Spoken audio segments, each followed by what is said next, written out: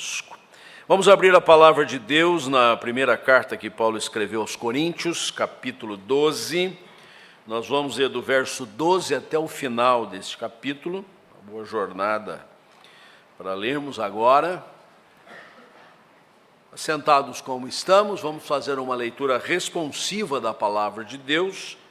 Começo e os irmãos prosseguem. Afinal, nós lemos juntos aqui. Porque assim como o corpo é um e tem muitos membros, e todos os membros, sendo muitos, constituem um só corpo, assim também com respeito a Cristo.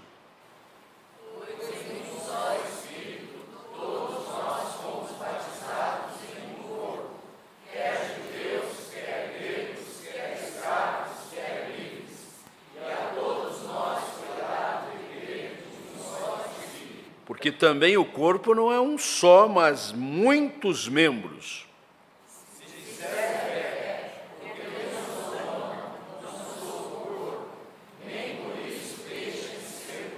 Se o ouvido disser, porque não sou do olho, não sou do corpo, nem por isso deixa de o ser.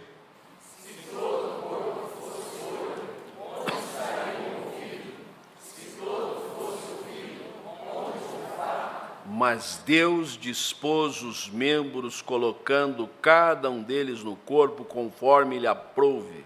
Se todos, porém, fossem um só membro, onde estaria o corpo? O certo é que há muitos membros, mas um só corpo.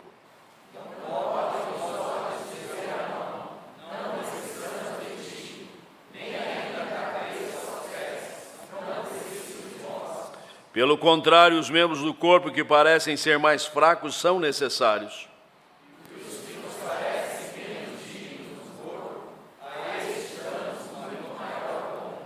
Também os que em nós não são decorosos, revestimos de especial honra. Mas os nossos membros nobres não têm necessidade disso. Contudo, Deus coordenou o corpo, concedendo muito mais honra àquilo que menos tinha.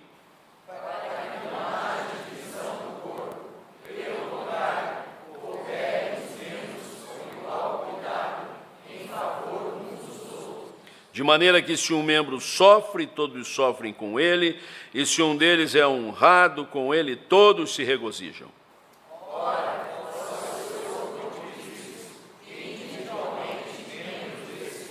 a uns estabeleceu Deus na igreja, primeiramente apóstolos, em segundo lugar profetas, em terceiro lugar mestres, depois operadores de milagres, depois dons de curar, socorros, governos, variedade de línguas.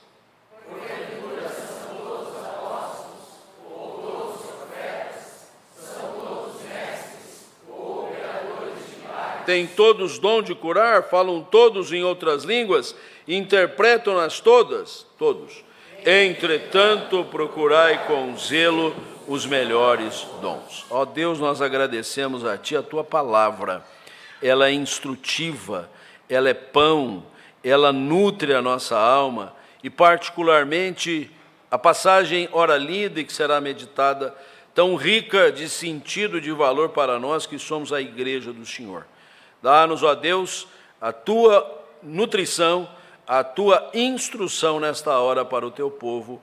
É o que Te pedimos em nome de Jesus. Amém. Inauguramos mais um mês do ano, agora o terceiro, num dia do Senhor.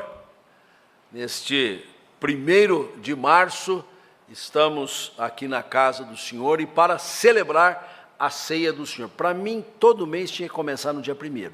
Acho que é porque eu sou muito cartesiano, muito sistemático, né? Esse negócio de começar dia 5, dia 4, dá uma confusão. Esse ano nós conseguimos em fevereiro essa proeza e também em março, mas não espere isso para abril, porque aí a coisa já muda. É tão bom porque aí a gente tem isso muito claro. Começamos o mês, na casa do Senhor, no dia do Senhor, para receber a ceia do Senhor. E tudo isso tem um sentido muito aprazível ao nosso coração. Nesta carta aos Coríntios, Paulo responde a uma série de questões que lhe foram formuladas pelos irmãos da cidade de Corinto, problemas que eles estavam enfrentando, inclusive um deles relacionado à ministração da ceia do Senhor. E na segunda parte do capítulo 11, que antecede o que lemos, há uma instrução quanto à celebração da ceia do Senhor. Eu quero, primeiro de tudo, dizer que a ceia do Senhor tem fundamento teológico, muito nítido, muito claro. Ela é absolutamente carregada de razoabilidade. Nisso eu faço coro com meu colega, reverendo Samuel, no seu sermão das 9 horas, que falou que a nossa fé e o que nos traz à mesa do Senhor nos leva à reflexão teológica. E isto então levou Paulo a escrever no capítulo 11 o seguinte: porque eu recebi do Senhor o que também vos entreguei. Jesus, na noite que foi traído, tomou pão, deu graças, partiu e disse: isto é o meu corpo, partido por amor de vós, fazei isto em memória de mim. Por semelhante modo, depois de haver ceado, tomou também o cálice, dizendo: este cálice é a nova aliança no meu sangue. Fazei isso todas as vezes que o beberdes em memória de mim, porque todas as vezes que comerdes o pão e beberdes o cálice, anunciais a morte do Senhor até que Ele venha. Isto aqui demanda muita meditação, muita reflexão, muito estudo, desejo de conhecer a palavra do Senhor, de termos o conhecimento que o Senhor nos dá através da sua bendita palavra. Mas a ceia do Senhor não apenas tem fundamento teológico, mas a ceia do Senhor nos leva a aspectos muito práticos da nossa vida comunitária, do nosso jeito de ser igreja, do nosso estilo de ser a família de Deus, a família da fé. E nesse sentido, nestas orientações, nesta instrução quanto à participação da ceia do Senhor, há algumas observações muito críticas. Há algumas advertências solenes da palavra de Deus sobre o modo como a igreja estava vivendo e que refletia isso na ceia do Senhor. E nesta mesma porção do capítulo 11, logo na parte inicial, verso 17, Paulo já vai dizendo assim: no que eu vou dizer agora, eu não assino embaixo, não prescrevo, não abono o que vocês estão fazendo, vocês estão se juntando não para melhor, mas para pior. Como? A reunião do povo de Deus, o culto ao Senhor, a mesa posta, uma coisa tão sublime pode se transformar em alguma coisa ruim, péssima para a nossa vida cristã. E ele vai dar algumas informações que vão deixar bem claro que realmente não era para melhor, era para pior. Havia assim um certo tumulto, havia assim uma concorrência, uma competitividade no seio da igreja a propósito da ceia do Senhor. A ceia que não se resumia naquela ocasião apenas ao partir o pão e o cálice, mas era uma festividade como tantas que nós fazemos aqui na igreja, com cafés, com almoços, com momentos especiais. As pessoas traziam de casa, então era para partilhar, mas não havia o partilhamento. E havia até uma exacerbação, os que tinham mais queriam mostrar que tinham mais, os que tinham menos ficavam ofendidos. Então Paulo tem que administrar isso na instrução para dizer: não basta a reflexão teológica, é preciso a convivência, é preciso que vocês mostrem de fato que vocês são o corpo de Cristo. E por isso ele diz uma coisa no versículo 29 do capítulo 11, que é muito significativa: pois quem come e bebe sem discernir o corpo, come e bebe juízo para si. Discernir o corpo, aqui entendido como a igreja do Senhor, o povo de Deus. São várias formas de apresentação da igreja. Ela é chamada de edifício de Deus. E então, nessa figura de uma construção, fazendo jus ao que Jesus disse: eu edificarei a minha igreja, a gente fica feliz de ver que cada um é um tijolinho, que na base está como fundamento seguro o próprio Senhor Jesus, e que nós vamos nos compondo e esse edifício vai ficando bonito. Nós somos o povo de Deus, e neste aspecto se ressalta que como povo nós somos uma nação distinta, não importa qual o país que você nasceu, qual a sua ancestralidade, que corre de sangue na sua veia, que leva você até a ter uma ascendência nobilíssima. O que importa é que você pertence ao povo de Deus, e nós somos a nação santa, o povo de propriedade exclusiva de Deus. Mas a figura do corpo, mais especificamente, corpo de Cristo, é riquíssima, é maravilhosa. E ela evoca para nós algumas lições importantes, particularmente nesta ocasião, em que nós nos assentamos ao redor da mesa do Senhor, para receber não apenas os elementos memoriais, mas para refletir no sentido de sermos de fato a igreja do Senhor. Então eu tenho uma pergunta: quando se fala desta igreja, de reconhecê-la, de ver o seu valor, a sua importância, até os cuidados que nós devemos ter com ela, fica uma pergunta: o que há de especial na igreja? Quais são os elementos que a gente pode aqui extrair e ressaltar, que nos torna tão especiais, né? Incrivelmente especiais? Você não é um qualquer, esta igreja não é uma qualquer. A grei santa do Senhor, espalhada por toda a face da terra, não é uma instituição qualquer, é a igreja do Senhor, é o povo de Deus, é o edifício de Deus, é o corpo de Cristo. E por causa disso, eu quero destacar algumas coisas que nos tornam de fato especial, e você vai me acompanhar agora sim na reflexão do capítulo 12. Tudo aqui foi introdução, faz parte do mesmo pensamento paulino, mas as coisas que precisam ser mais relevadas. E a primeira coisa que eu quero destacar é acerca da beleza da igreja. A beleza da igreja. A figura do corpo nos ajuda a compreender isso. Quando Paulo toma de empréstimo o meu e o seu corpo, que tem braços, que tem pernas, que tem bochecha, que tem nariz, que tem olhos, que tem orelha, que tem cabelo, nem todos têm cabelo, mas não tem problema, né? Isso nos ajuda a pensar nesta conformação de um corpo humano que tem a sua particular beleza, porque a igreja tem rosto, é o seu rosto, é a sua face, são os seus olhos, o brilho dos seus olhos. A igreja tem movimento, ela é dinâmica, e isso vai ser ressaltado mais ainda.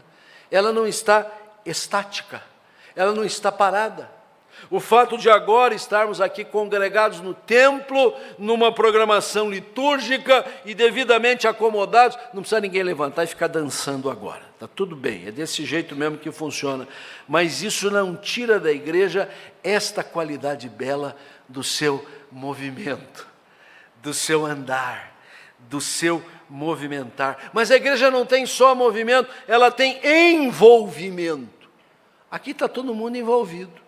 Aqui está todo mundo comprometido, aqui está todo mundo com alguma coisa para realizar, fazer, e acima de tudo nós estamos comprometidos uns com os outros. Eu estou comprometido com você, sou o seu pastor, nós somos pastores, o conselho da igreja todo oficialado, como liderança, nós temos um compromisso de cuidar, de zelar, de orientar, de dirigir o rebanho, mas você também tem compromisso com a gente, compromisso de orar por nós, compromisso de estar presente à casa de Deus, motivando aquilo que fazemos, compromisso de fazer aquela tarefa que foi dada a você fazer e que faz a igreja ter este envolvimento.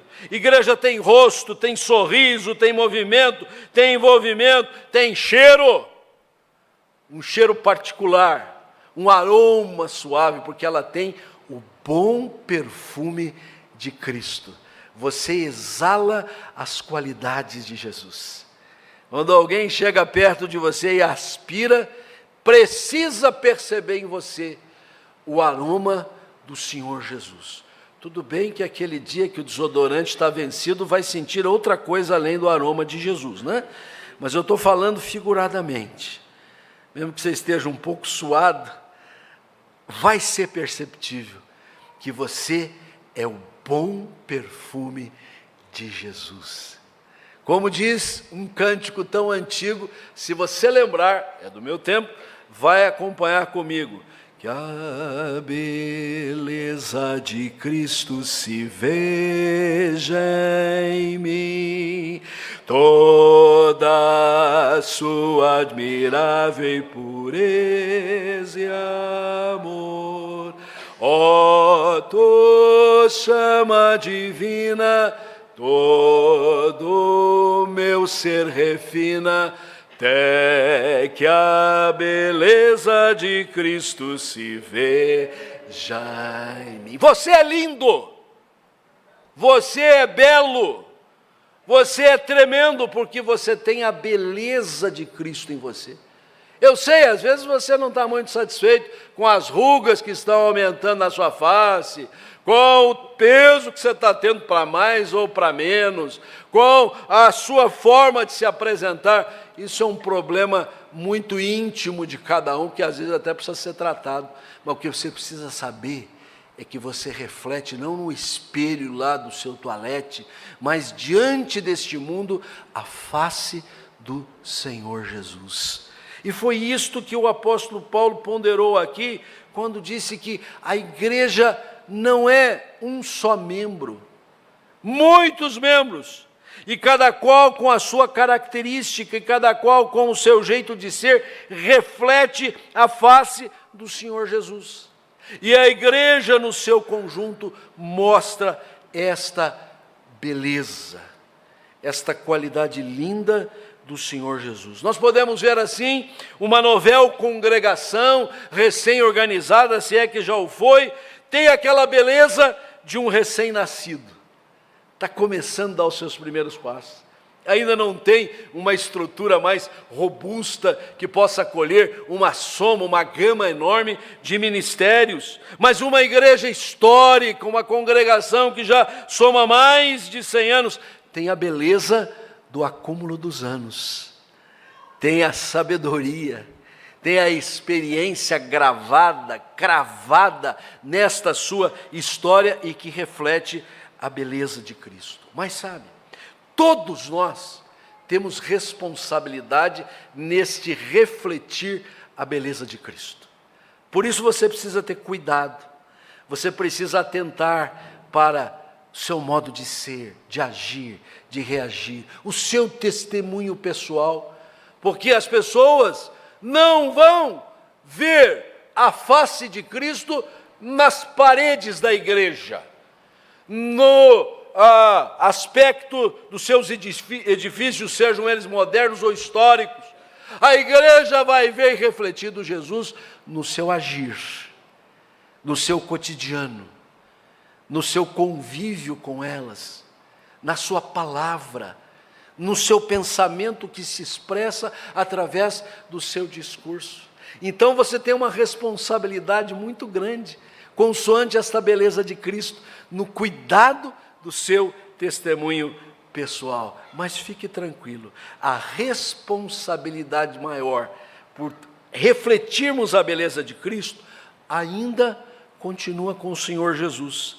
E lá na carta aos Efésios, capítulo 5, quando o apóstolo Paulo aqui faz o comparativo de Cristo e a igreja com a vida conjugal, o relacionamento marido-mulher. Lá no versículo de número 25, o apóstolo Paulo diz assim: maridos, amai vossa mulher, como também Cristo amou a igreja. Que desafio! Amar a esposa como Jesus amou a igreja. Então vamos ver como é que Jesus amou a igreja? Primeiro de tudo, entregou-se por ela, doou-se integralmente. Nós vamos partilhar juntos os elementos memoriais da ceia, para termos em conta, Jesus se deu por nós, Jesus se entregou por nós, Jesus se sacrificou por nós, Jesus morreu na cruz, derramando seu precioso sangue que nos purifica dos nossos pecados. Não há maior amor do que este, mas mais do que isso, verso 26, para que a santificasse, tendo purificado por meio da lavagem de água pela palavra. Jesus se sacrificou por nós, mas nos deixou a sua palavra, que uma vez lida, purifica nossa alma. Lida e meditada e refletida para sabermos desse grande amor de Deus por nós. Vamos tirando todas as sujidades do nosso coração. Vamos arrancando aquelas cracas que vão se apegando à nossa trajetória de vida. Nossa vida vai sendo purificada, mais ainda, a fim de apresentar a si mesmo igreja gloriosa, sem mácula, nem ruga, nem coisa semelhante, porém santa e sem defeito. Você tem responsabilidade para refletir a beleza de Cristo, mas a responsabilidade de Cristo é maior, porque Ele se deu por nós, porque Ele nos dá a sua palavra para purificar o nosso coração, e porque Ele zela e vela, através do ministério do Espírito Santo que habita o nosso coração, para mais e mais fazer a nossa beleza ressaltar-se. Nós podemos ter rugas sim na nossa face, mas não temos rugas espirituais, não temos mácula, não temos mancha. Somos de fato a igreja cuidada pelo noivo, pelo marido, pelo Senhor Jesus, que atenta para que nós revelemos a sua beleza. Precisamos discernir o corpo, e nesse corpo discernimos a sua beleza. Mas em segundo lugar, discernimos também a dinâmica da igreja. Ao lado da sua beleza, a dinâmica da igreja precisa ser reconhecida. E nesse sentido, Paulo é pródigo nesta página especial de Coríntios 12, porque ele vai dizendo como é que a coisa funciona. O corpo é um só. Jesus é uma cabeça e ele só tem um corpo. De vez em quando a gente sabe de histórias aí do folclore, né, de mula sem cabeça ou mula de duas cabeças. O bom é uma cabeça e um corpo, né? A coisa funciona direitinho. E quem tem duas cabeças provavelmente é esquizofrênico, né? Então o negócio é psicológico, até psiquiátrico, né? Jesus é um cabeça, sua igreja é uma só. Jesus não disse: eu edificarei minhas igrejas. Nós somos denominações, nós somos congregações variadas, nós somos a igreja local aqui e ali, mas nós somos a igreja do Senhor. Então ele disse assim: eu sou o cabeça desse único corpo, mas o corpo tem muitos membros. E nessa dinâmica dos seus membros nós vemos pelo menos três coisas importantes. Primeiro, o ressaltar a unidade. Esse tema que é muito caro a nós, particularmente este ano, adotamos o tema da unidade da igreja para ir pontuando, marcando a cada etapa da nossa jornada, para que realmente reconheçamos este valor precípuo. A igreja do Senhor é uma só. Nós podemos ter modalidades distintas de que esta igreja se reúne aqui, ali, acolá, mas nós somos a igreja única do Senhor. Mas há um outro aspecto. Ao lado da unidade há a diversidade. E é o que Paulo diz com muita insistência nesse versículo 12. O corpo é um e tem muitos membros, que são diversos, que são diferentes, que trazem contribuições distintas, que neste jungir da dinâmica da igreja isso se torna algo rico, bonito, maravilhoso, porque junto com a unidade e a diversidade, há a mutualidade. Aquele que tem essa contribuição a dar, ajuda aquele em quem falta isso, e vice-versa. Um ajudando ao outro. A expressão uns aos outros, narrada em muitas passagens do Novo Testamento, especialmente da palavra de Paulo, é uma única palavra na língua grega, lelon, que quer exatamente dizer o sentido da mutualidade. Eu sozinho não sou nada, você sozinho não é nada, mas nós, uns com os outros, podemos fazer muito na presença do Senhor. E olha que interessante, tendo isso em mente, todos têm a sua razão de ser no corpo de Cristo. Esse coral maravilhoso, que tanto encanta nossos cultos, que não faz apenas um trabalho de louvor, de adoração, com hinos tão especiais, faz um trabalho missionário, vai aos nossos hospitais, às repartições, levar a mensagem do Evangelho cantada. Ele é muito importante da igreja, mas você que é um desafinado, você que desafina até tocando campainha da casa dos outros, você é tão importante quanto o coral. Se fizer um pouquinho de força, o maestro Heber vai conseguir afinar a sua voz, mas vai até um ponto. Pode chegar a um ponto, ele vai dizer assim, você não tem jeito, você vai fazer outra coisa, mas é importante, você tem o seu lugar de ser na igreja. Por isso, por favor, não acompanhe aquilo que é registrado a partir do verso 15, que diz assim, se disser o pé, porque eu não sou mão, eu não sou do corpo, nem por isso deixa de ser. Porque eu sou desafinado e não canto, eu sou do corpo de Cristo, eu posso fazer tantas outras coisas. Se o ouvido disser, porque não sou olho, não sou do corpo, nem por isso deixa de ser. E ele justifica, se todo o corpo fosse olho, onde estaria o ouvido? Se todo fosse ouvido, onde olfato? Os olhos são lindos, alguns aqui têm olhos especiais. Agora, se o seu olho fosse desse tamanho, você seria assombroso. Que bom que o seu olho está nessa medida certa, né? Que o seu olho está bem calibrado, né? Bem acomodado, aqui as suas pálpebras se fecham, ele fica ali acomodadinho, porque se o olho fosse desse tamanho, imagine a pálpebra, né? Para abrir esse olho. Um tem um papel, o outro tem o outro papel. Todos têm a sua razão de ser no corpo. Agora, ninguém pode desprezar a ninguém.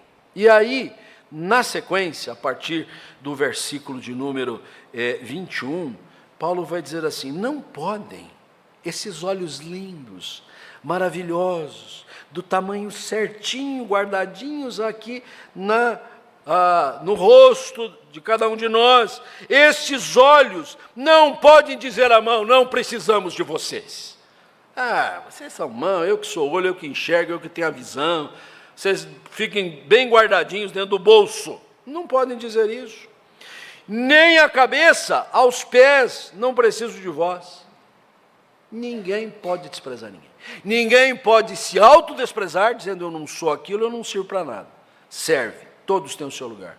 E aquele que talvez tenha protagonismo, que se ressalta mais, por favor, não despreze o seu irmão, porque esta é a dinâmica da igreja, até porque todos foram dotados de dons, de recursos divinais, de capacidades do Espírito, de coisas para que nesta mutualidade nós possamos revelar o sentido de ser igreja. O que há de especial na igreja? Só que ela é linda, ela é belíssima, ela é inigualável, ela tem a beleza de Jesus. O que há de especial na igreja? Sua dinâmica intensa. A igreja não acontece só domingo às 11 horas da manhã no espaço de adoração. A igreja é 24 horas. A igreja é o tempo todo. A igreja somos todos nós. E estejamos juntos, congregados, estejamos dispersos por todos os lugares, ali a igreja continua tendo sua razão de ser. Ali você tem um papel a desempenhar para a honra, para a glória e para o louvor do Senhor. Mas há um terceiro aspecto que nós precisamos discernir. Quem come e bebe sem discernir o corpo, sem ter esta percepção da igreja, sem cair-lhes as escamas dos olhos espirituais, para perceber que este ato não é uma coisa isolada, mera simbologia, primeiro domingo do mês de vir à igreja para participar, não, tem a ver com a dinâmica e a beleza da igreja.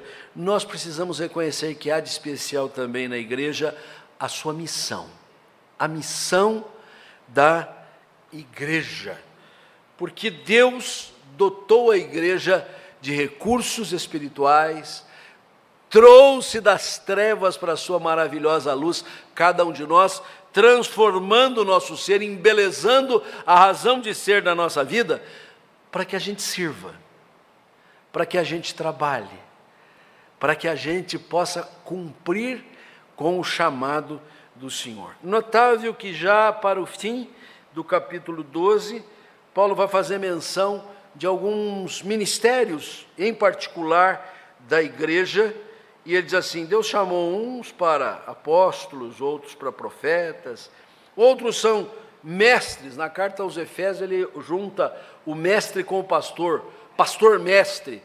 É pastor, pastoreia a ovelha, mas ele ensina.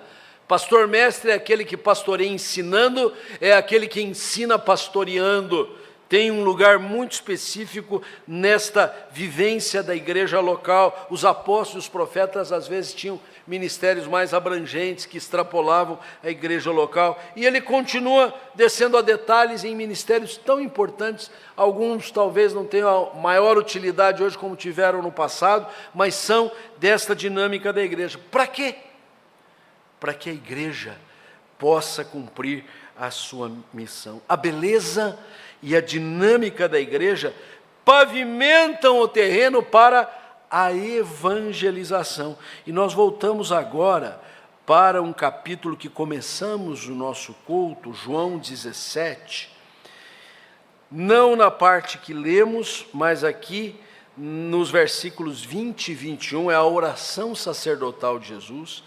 Ela foi proferida naquela noite de instituição da ceia do Senhor, na Páscoa, que Jesus comemorava com seus discípulos, na véspera de ser preso, de ser crucificado, e o Senhor Jesus, então, na sua oração, disse assim, versos 20 e 21 de João 17, não rogo somente por estes, mas também por aqueles que vierem a crer em mim, por intermédio da sua palavra, a fim de que todos sejam um, como és tu, ó Pai, em mim e eu em ti, também eles sejam em nós um, para que o mundo creia que tu me enviaste.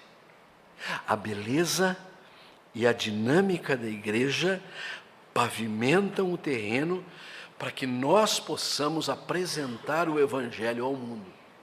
Porque quando chegamos aos nossos vizinhos, aos nossos parentes que ainda não conhecem o Evangelho, a colegas de trabalho e de escola, para mostrar o amor de Deus em Cristo Jesus, se eles virem uma igreja unida, unânime, servidora, operosa, respeitosa, motivadora, eles vão dizer, esse negócio de Evangelho é bom.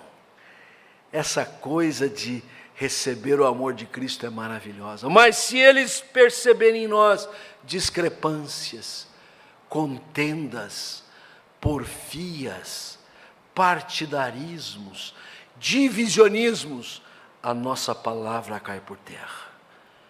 Nós precisamos respaldar a pregação com o nosso testemunho, com a nossa vida em Cristo. Por isso, a ceia do Senhor, note bem, e já convocados que somos para dela participar, tem 3 elementos importantíssimos.